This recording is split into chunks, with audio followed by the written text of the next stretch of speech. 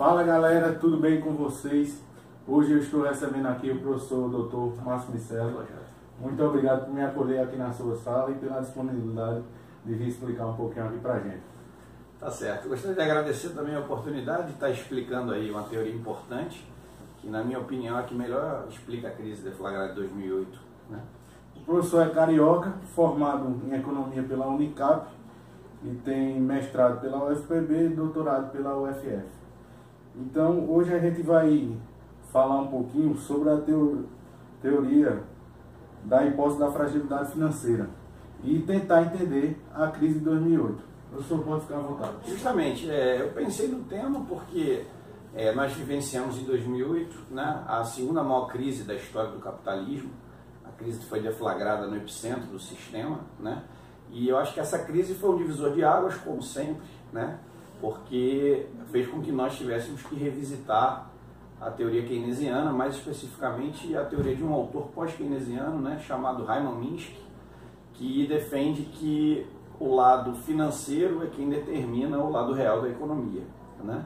Então, gostaria de colocar algumas questões inicialmente. Né? Eu acho que o Minsky ele é um autor muito interessante porque ele tem um poder de síntese muito grande. Né?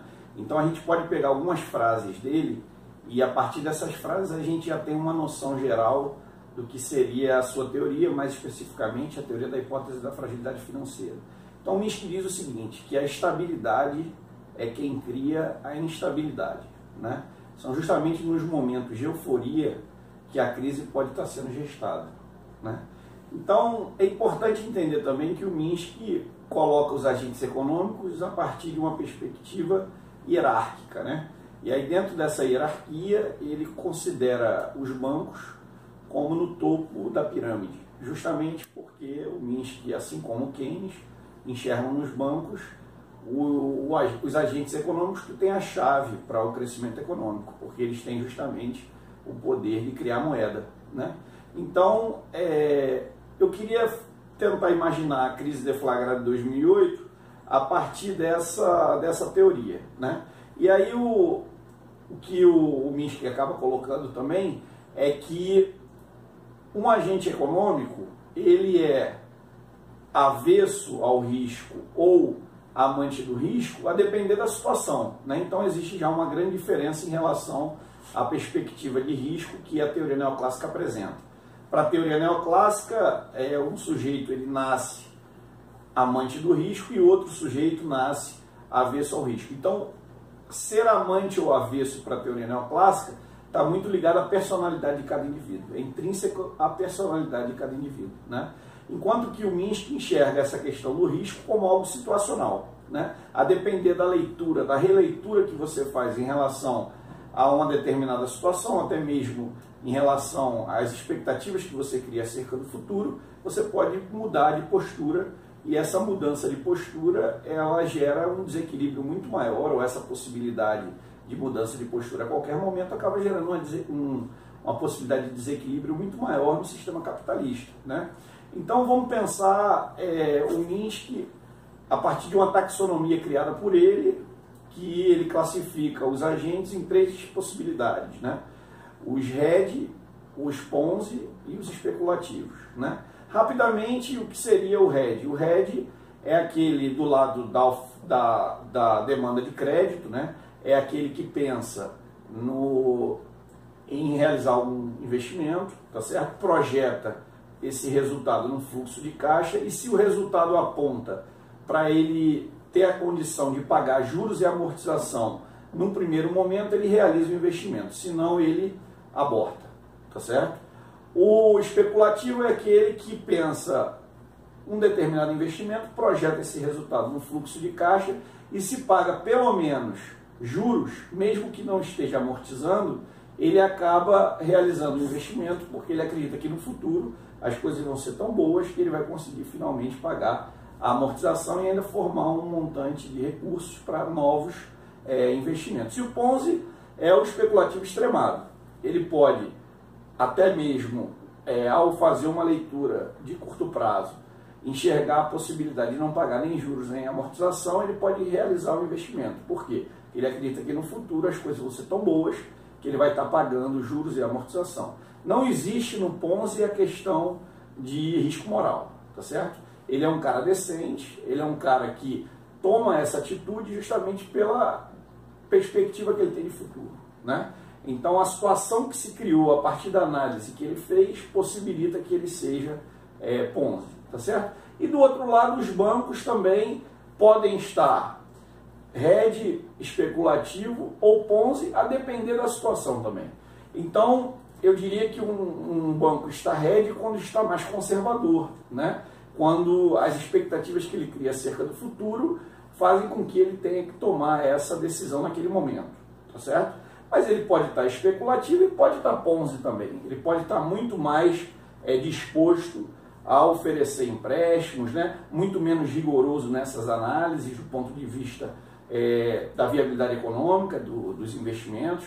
Ou seja, eu queria trazer todo esse arcabouço teórico para a gente tentar entender um pouco a crise deflagrada em 2008.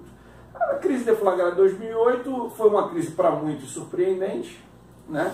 Porque a economia capitalista vinha se desenvolvendo bem. E esse desenvolvimento, então, cai naquela perspectiva de que a estabilidade muitas vezes cria a instabilidade. Quando as coisas vão muito bem, as pessoas relaxam, os agentes econômicos relaxam, né? E aí tudo fica mais fácil e corre de forma mais fluida, né? Os bancos naquele momento estavam muito mais relaxados, muito mais dispostos a oferecer recursos, porque o que se acreditava é que você tinha mecanismos que dariam segurança a essas operações, né?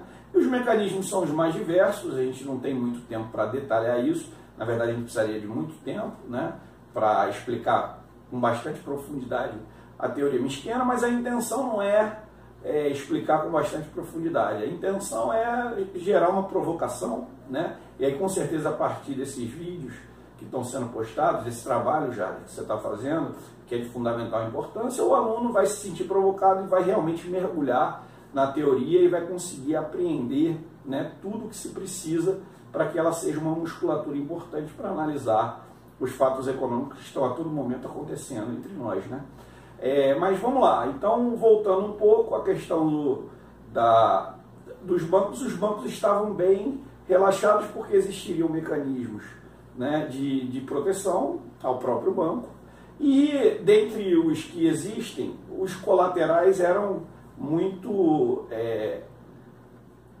defendidos, né? Então imagine que você, enquanto banco, pode sim querer oferecer, já que o capitalismo está crescendo, né? Você está tendo crescimento econômico, pode se querer oferecer a uma empresa um empréstimo, porque se essa empresa fracassar do ponto de vista do seu projeto, eu tenho como pegar essas garantias que foram oferecidas pela empresa para com o banco no momento de assinatura desse contrato, né? Geralmente os bancos exigem valores maiores do que eles estão ofertando, até porque existe uma diferença entre valor de imóvel e dinheiro vivo, né? O dinheiro tem muito mais liquidez do que o valor do imóvel. E aí, para vender esse imóvel mais fácil, para que ele seja mais líquido, para que ele tenha mais liquidez, os bancos tendem a pedir valores maiores, porque no momento de necessidade eles podem colocar o imóvel a um preço bem mais baixo, né? E aí rapidamente eles efetuam essa venda e recuperam o dinheiro que foi ofertado sob a forma de empréstimo às empresas, tá? Então a grande questão e o grande problema é que grande parte desses colaterais, grande parte dessa seguridade que se criou, né, foi em cima de imóveis, né? Em cima de terrenos, em cima de residências, tá certo? E o que aconteceu é que essas residências, esses terrenos, no mundo inteiro, né, estavam supervalorizados porque você tinha uma bolha, né, que acabou inflando o preço desses imóveis.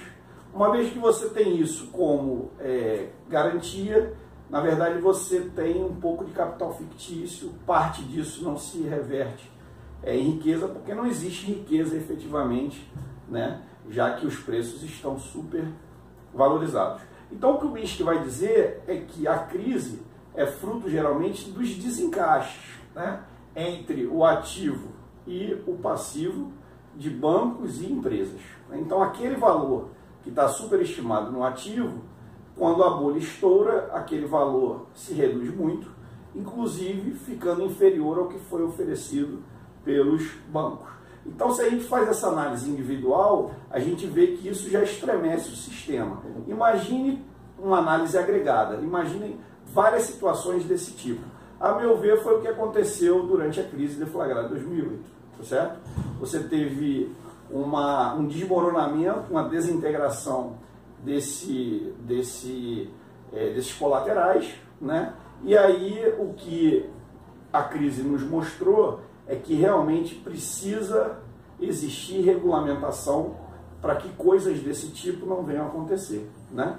Então, essa frase ela é muito marcante, né? A estabilidade é quem cria a instabilidade. Outra frase marcante também do Minsky, que vai como provocação, né, é que o comportamento dos ciclos econômicos, né, é fruto da mudança de posturas entre os ofertantes de crédito e os demandantes, já que ele enxerga o lado financeiro como sendo determinante para a elaboração do lado real da economia. Muito obrigado, professor. Esse breve tempo foi interessante para abordar a crise de 2008 e a gente pode pensar também, né, como foi que o governo conseguiu tirar o país da recessão. A gente pode fazer um vídeo sobre isso também. E já como foi um pouco abordado no final da sua fala, como fazer para evitar essas bolhas, se é que é possível. A gente pode ver aí um autor que pensa sobre isso e trazer num próximo vídeo. Perfeito, Jader. Gostaria de agradecer mais uma vez, reiterar o agradecimento. Acho que esse tipo de atividade é fundamental para o desenvolvimento do nosso curso e para o desenvolvimento do senso crítico de todos os alunos, né, que fazem ciências econômicas, mas também de outros cursos, né, como a sociologia, a ciência política, porque realmente a economia desperta muito interesse e muitas vezes a gente tem um diálogo muito fechado, né, e aí a gente é até um pouco egoísta porque não permite que as outras áreas das ciências sociais venham a participar, né. Um abraço a todos e espero ter uma nova oportunidade aí para trabalhar um outro tema ou até mesmo desenvolver mais esse tema. Muito obrigado. Muito obrigado mais uma vez, professor. Foi um grande prazer estar aqui com o senhor e espero que mais vezes a gente possa se encontrar para estudar um pouquinho e receber também dicas. Quem tiver alguma dúvida pode deixar aí nos comentários que eu tento repassar para o professor e tentar sanar a dúvida, tá ok? Tá, joia. Muito obrigado. Muito obrigado. Valeu. Valeu.